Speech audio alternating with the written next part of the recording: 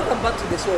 Now, on InfoHub today, we're going to discuss this monster called load shedding or power rationing.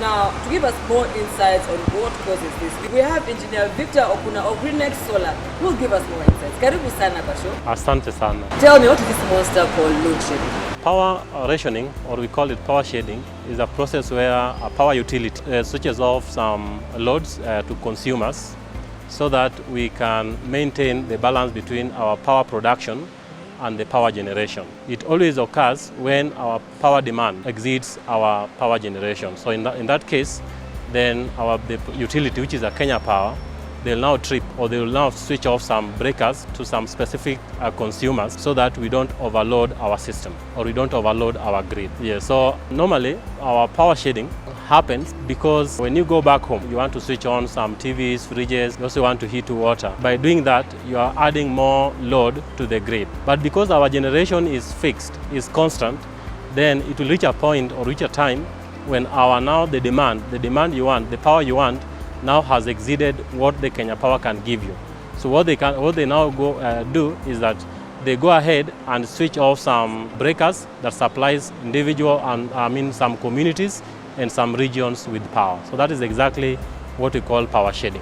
So what is the current generation capacity vis-a-vis, the consumption? From the report by EPRA, the generation capacity, our peak demand was around 2,149 megawatts. That was the peak demand, and that was recorded in 14th of December 2023. When our peak demand was 2,149 megawatts, our generation capacity, what we can get from the generators, was around 2,057 megawatts. So therefore means at that point we have a deficit of around 100 megawatts. So when it reaches that point, then it is now upon the utility, which is the Kenya Power, to switch off power to some areas so that they don't overload the grid. So then what are some of the considerations one needs to make, when constructing a home, when it comes, to power? You need to put a plan that you have your main power supply, which is the grid, and you also need to put in place alternative sources of power supply, which is maybe solar, maybe wind, but wind may not really work in most of the areas. So the most alternative power supply will probably be solar. So the first thing that a developer should do is to ensure that you have lines, because when you are building a house, you will definitely have to have the power lines for electricity. So we have two sources here. We have a source for Kenya Power and we have a source for solar. What happens is that the source that goes to our load should be common. It's just one. There's no power for fridge for solar, and there's no fridge for electricity. There's no TV for solar, and there's no TV for electricity. So when you are doing your planning for the house, the normal electrical wiring should be the same. But now we'll have a line for solar from the roof or where you are going to have the installation all the way until where you have the backup, where you have the battery system. From the battery system, you have the inversion, the inverter. So it is from the inverter where you are now going to have the interchange between the Kenya Power and the inverter. So once you have that interconnection system, now you have a common line to your loads. So when someone is now doing construction today, you need to have a provision for one, the main line, the incomer from the grid, and two, the incomer from the solar.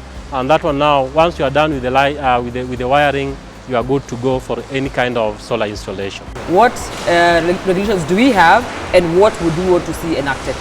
So to me, I think we need to come up with laws and enact laws like the net metering bill that has been in the parliament for over years.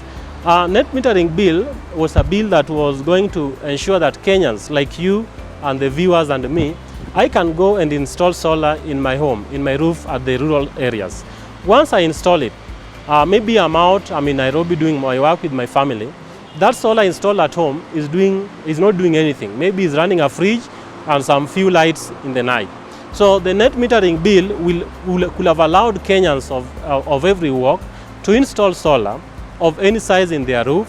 Now, if they install extra, they are able to sell extra power to the grid, to the Kenya Power. So I really advise Kenyans that power shedding is too much.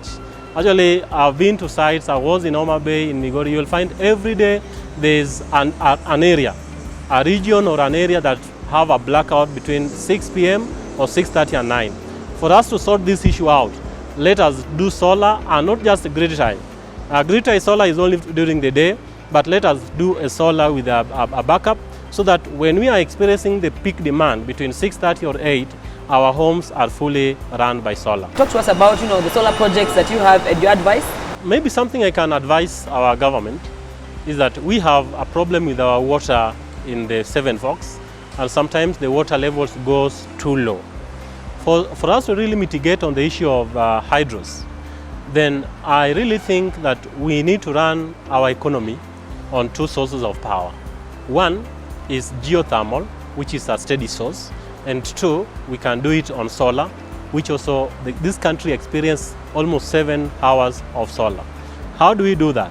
To me, this issue of the rent for the house, we call it the house levy, which is still falls under property. We have more serious issues on our power issues than actually our housing issues. I really wish the government to relook at this money spent on building houses. Let us use this money, come and construct a 1 gigawatt of solar, so that during the day like this, we are running our economy on wind, we are running our economy on geothermal, and we are running our economy on solar. Those three sources. So during the day, we ensure that our hydros are just kept at base, maybe 20%, so that that is a stored energy.